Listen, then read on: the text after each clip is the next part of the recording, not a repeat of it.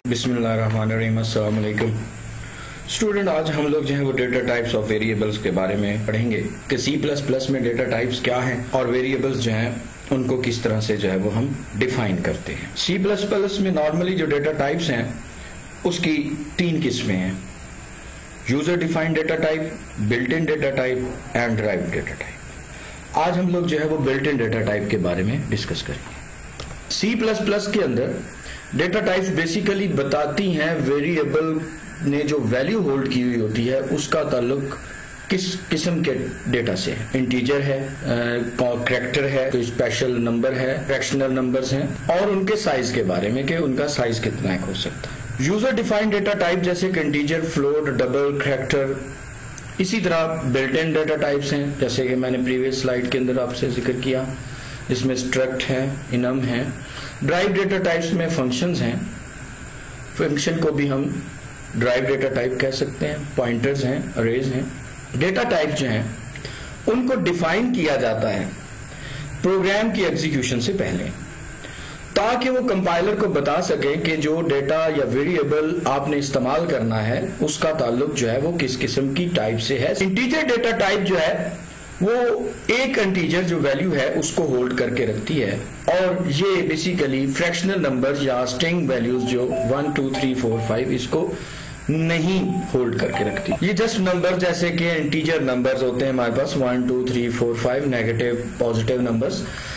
और data type जो है वो बेसिकली वेरिएबल को जो ये बताती है कि जिसके लिए वो डिफाइन किया जा रहा है उसने किस तरह की मेमोरी लोकेशन या कितनी मेमोरी जो है वो उसने एलोकेट करनी है उस वेरिएबल में।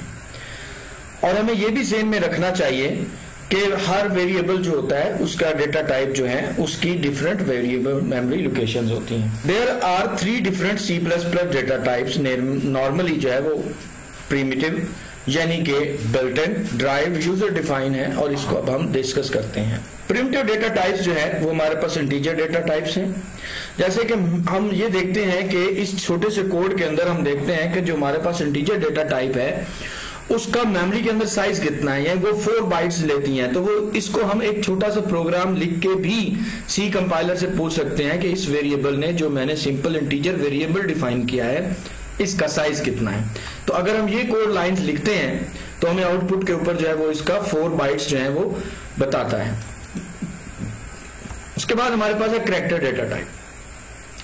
ये कैरेक्टर डेटा टाइप जो है वो कैरेक्टर्स को डिफाइन करने के लिए है और इसकी जो मेमोरी जो साइज है वो बेसिकली 1 बाइट जो है वो या 8 बिट जो है ये स्टोर करता है।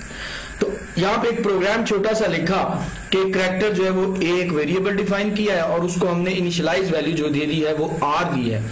यहाँ पे हमने उसका साइज चेक किया तो उसने 1 बाइट बताया और उसकी वैल्यू पूछी तो उसने हमें कहा इसकी वैल्यू R है। सिर्फ फ्लोटिंग पॉइंट जैसे कि मैंने पहले कहा कि इशारिया वाली वैल्यूज या फ्रैक्शनल नंबर्स जो है उनको डिफाइन करते हैं हम इस कैटेगरी में। इस डेटा टाइप के अंदर हमने डिक्लेयर किया एक फ्लोटिंग पॉइंट वेरिएबल है और इसको हमने इनिशियलाइज कर लिया, ये 5.85 वैल्यू रखता है।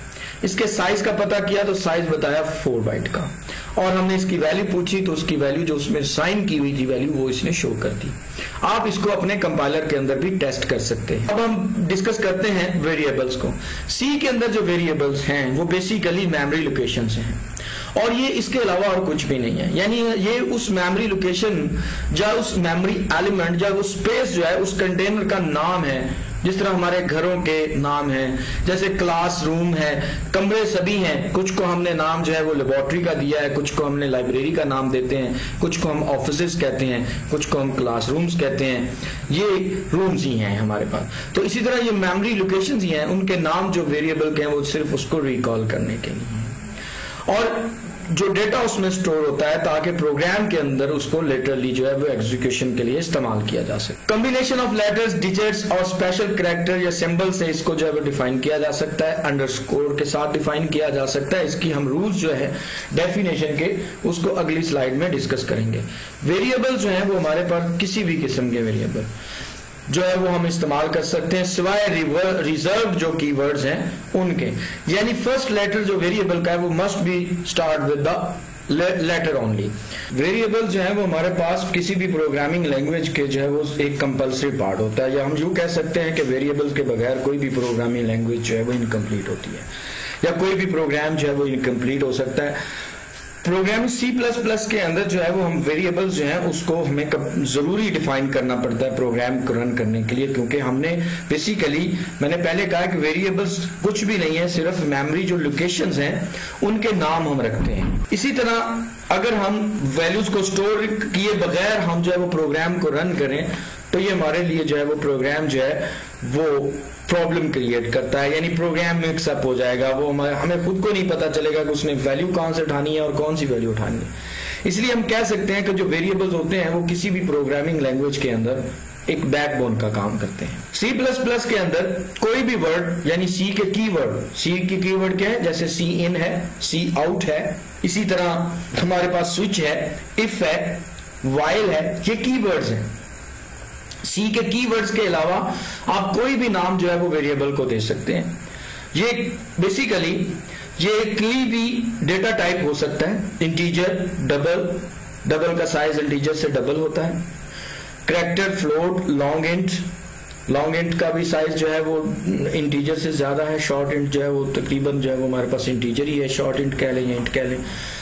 तो यहां पे हमारे पास जो है अगर हमने इंटीजर डेटा टाइप स्टोर की है 519, 519 एंड 1000 एक्सेट्रा, या हमने कैरेक्टर जो स्टोर किया उसको, एक कैरेक्टर को, जैसे कि हमने एक वेरिएबल जो है वो डिफाइन किया, एक वेरिएबल लिया हमने ए और एक वेरिएबल का नाम हमने रख दिया एजुकेट।